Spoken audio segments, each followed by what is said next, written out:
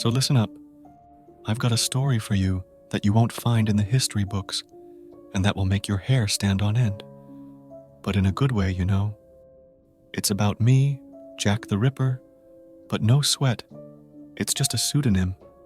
The real name? Hyam Hyams. Sounds like a band name from the 1980s, doesn't it?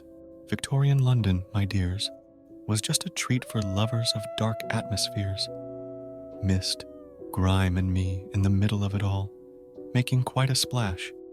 But don't think I immediately jumped into the headlines. No. It started quite innocently. I was making cigars, the cool kind, hand-rolled. Well, and with a knife, I had to be a master. Who would have thought it would develop this way? But life did not spare me from blows.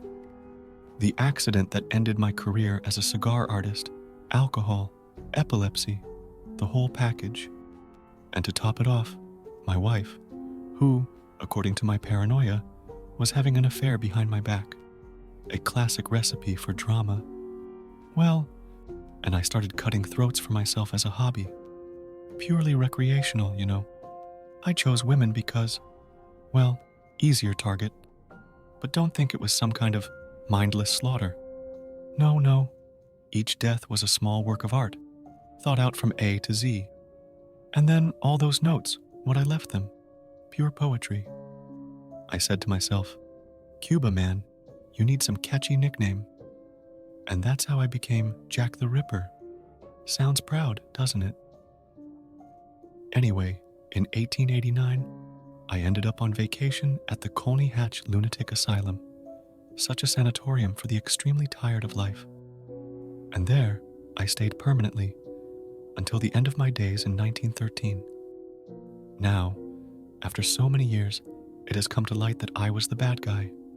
But rest assured, it's all so, now, retro, you know.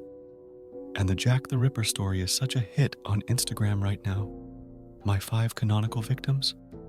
They've become more famous than many a reality show star. But what am I going to tell you to feel sorry for me or something? The point is that you should learn a lesson from this story. One that even if you had the worst day of your life, remember, it could be worse. You could end up in the history books as an example not to be followed. So yes, my young listeners, let my story be a warning to you, or at least good Halloween material. But remember always with a sense of humor. Because without it, my dears, life would be too bleak, even for Jack the Ripper.